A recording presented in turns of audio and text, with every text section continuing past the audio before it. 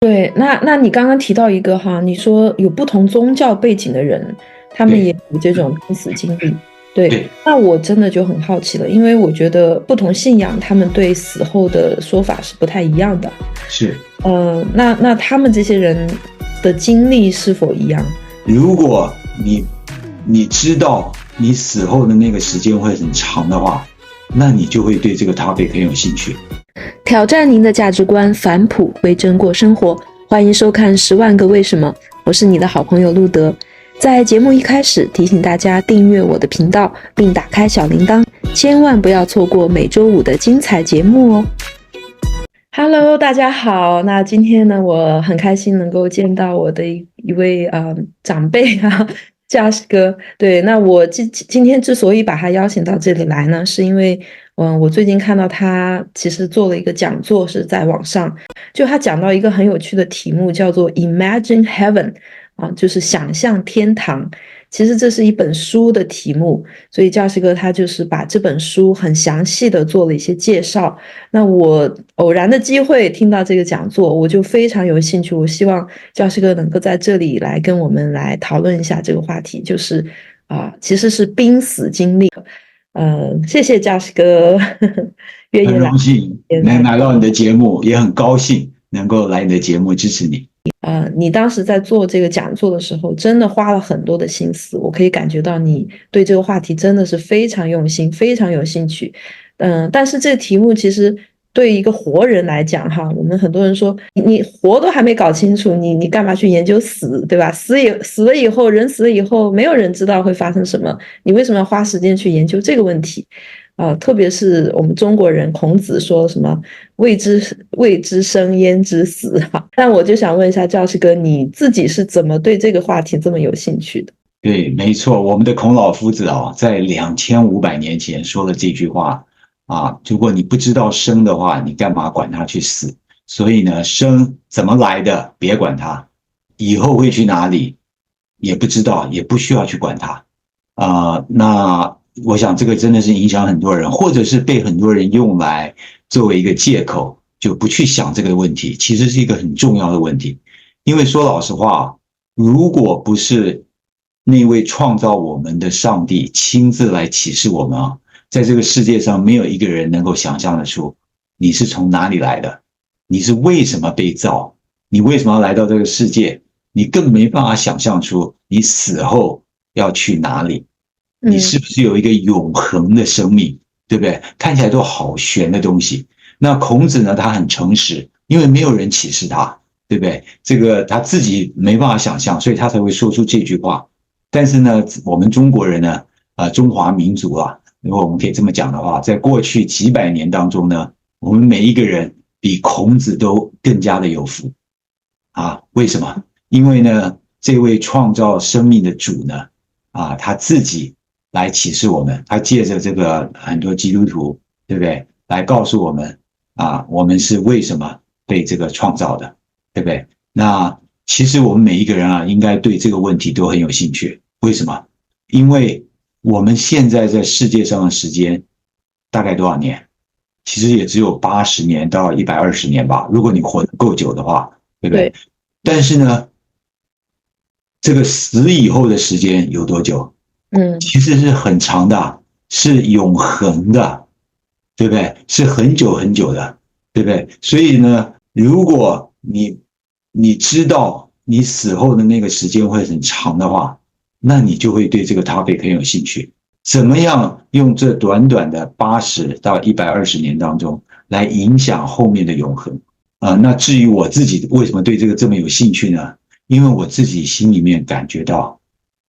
是上帝特殊的恩典，让几千个濒死者，你刚刚介绍的很好，那本书 Imagine Heaven 其实是讲这些濒死者的经历。那什么是濒死者？就是他已经死过去了，也许几分钟、几个小时，好像最多有8个小时的。那什么叫死？就是说你的脑波已经不动了，你没有呼吸了，那就基本上就死了。但是因为这个现代急救术，对不对？强力的这个震动心脏或者是呼吸的各种方法，竟然能够把这些人，即使是几小时以后，都可以让他再活过来。那他们经历了好多事情，就被报道了出来。所以呢，这个死以后呢，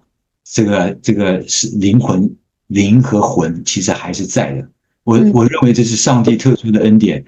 在我们这个时代，对不对？从我们基督徒的角度来讲，这是一个末世，对不对？快要结束了，对不对？上帝有特殊的恩典，由这些人来告诉大家，死以后还是有一个地方的，你对永生要有重视。那我有这样子的感动，我就很愿意来跟大家分享。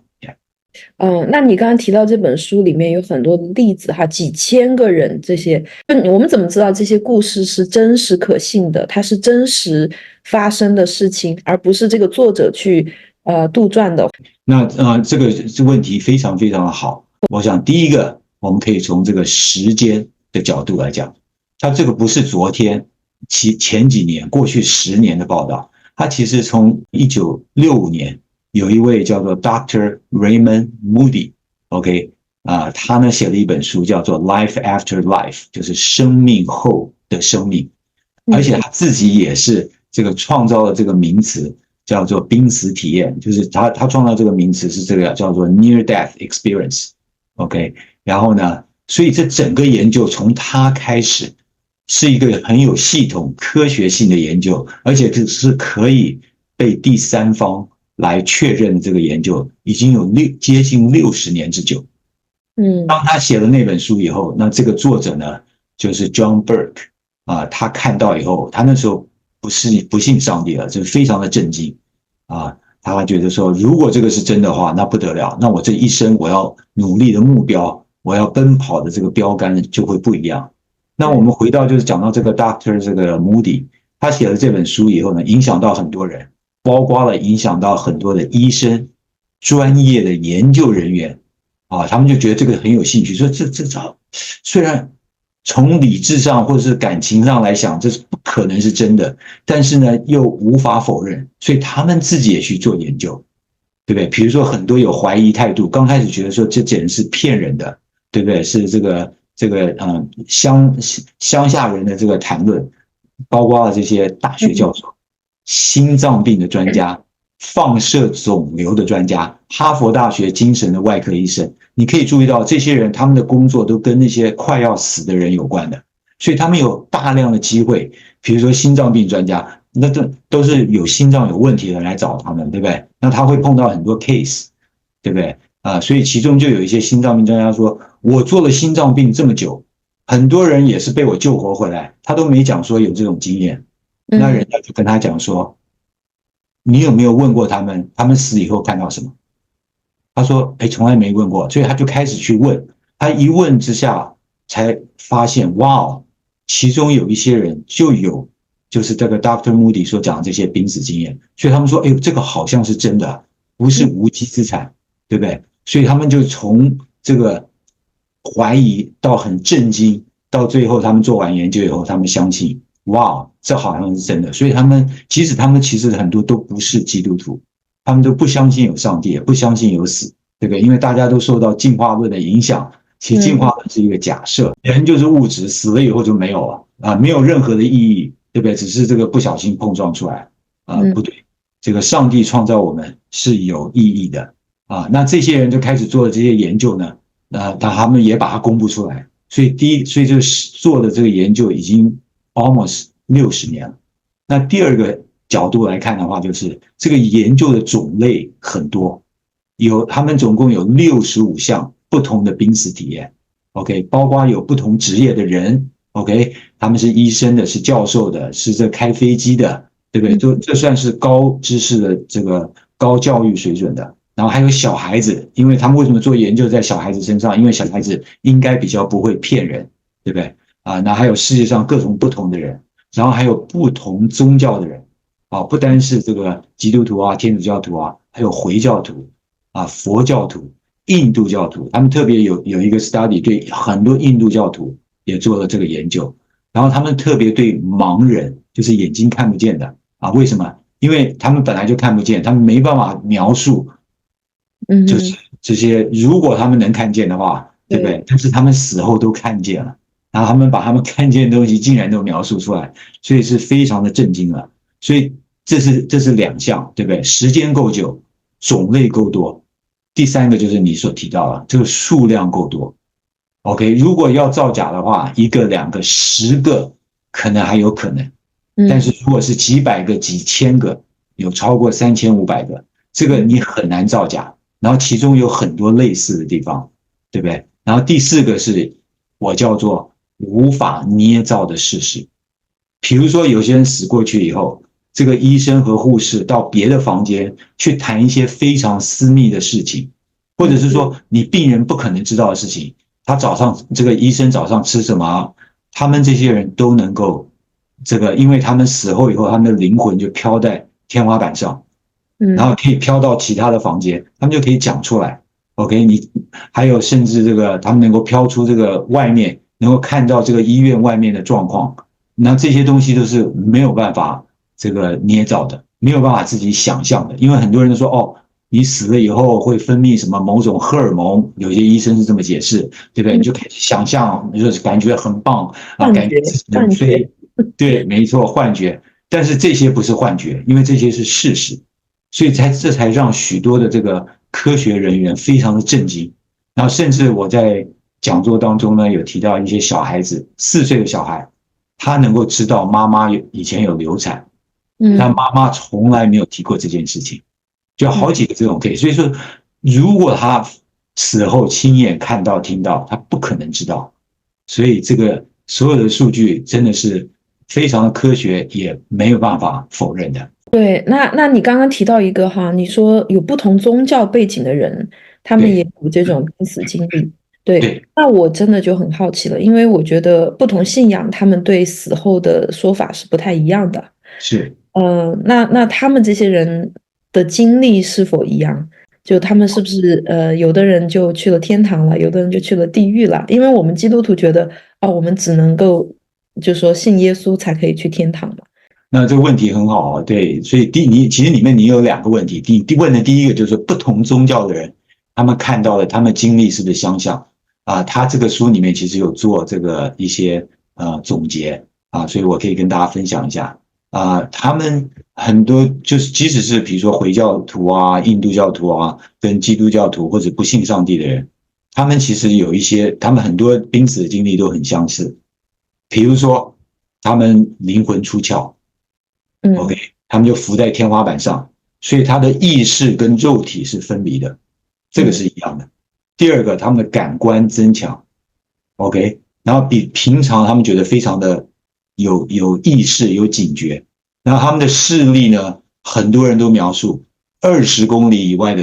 的东西看起来像2公尺，所以他有那种 telescopic， 就是那种望远镜式的这种就是特殊的能力。然后呢，他们感觉到有难以置信的平安，就感觉到很平静。特别是他们去天堂，当然去地狱的都感觉到非常的恐怖啊，甚至有些人去了地狱以后，后来他们都忘记了啊。那医生怎么知道他去地狱？因为有一些医生他在救一个人的时候，在接他的心脏的这个是 pacemaker 的时候啊，接上的时候他回过来就说：“哎呀，我在地狱里好可怕，你为我祷告。”然后他在调整的时候，他就死过去了，然后又救回来了。然后过了几天，这个医生问他，他竟然忘记了，可能太可怕。OK， 然后呢，他们有穿过什么隧道啊？这个也蛮相近的。然后很多人都看见非常灿烂的光，或者是这个人会发光的 ，OK， 或者是看到已故的亲戚朋友啊，然后那个地方也很美丽啊，尤其是在天堂。对不对？那他们在这个书里面，这些做研究人员其实没有特别去研究这些人到底他们的宗教，他们有问，但是他们没有去问很 detail， 他怎么信主的啊，信主了多久啊，还是信一次就不信，这个都没有，对不对？所以这些都蛮相近的。他们最重要的是，他们都看见一个人会有光，OK， 这个人会发光的，是穿白色的衣服，或者是发光的衣服。OK， 然后呢，不管是他们是什么宗教的，他们是基督教、天主教，那基督教、天主教，他们就觉得说他们看到耶稣，但是呢，那些印度教的，有几个例子都是印度教啊，他们也觉得他们看到他们的神觉得那个发光的人，他就感觉很平和，那他就想说，那这个就是我平常相信的神。但是这个作者再回去研究这印度教的神到底长什么样。如果你去研究这印度教的神，他们通常是长的就是蓝色，很多都是对，动物或者是蓝色的皮肤啊，就是印度教的神没有一个是穿白色的袍子，然后这个会发光。其实这跟圣经里面讲的非常相似，或者是基本上是一模一样的。但是这些人呢，印度教的人，他们还会觉得他们看见他们自己的神，即使那个神长相跟他们原来知道的神完全不一样，但是他们还是认为他们看到自己的神。对，我刚才之所以问你这个问题，是因为我在常常跟一些不同宗教背景或者是无神论的朋友在交谈的时候，他们都会说：“哎呀，信什么都一样，都是殊途同归嘛，反正最后都是他们相信有神，但是他们觉得这个神不一定是耶稣基督，可能就是一个所有的这些宗教其实都是在指向同一位神。”那有时候我觉得就比较难去跟他们解释说，为什么我们基督徒好像有一点霸道，觉得我们的神才是真神，我们的神是唯一的神，就排斥其他的宗教，这就是他们很恼火的地方，就说你们基督徒为什么这么不接纳、不包容？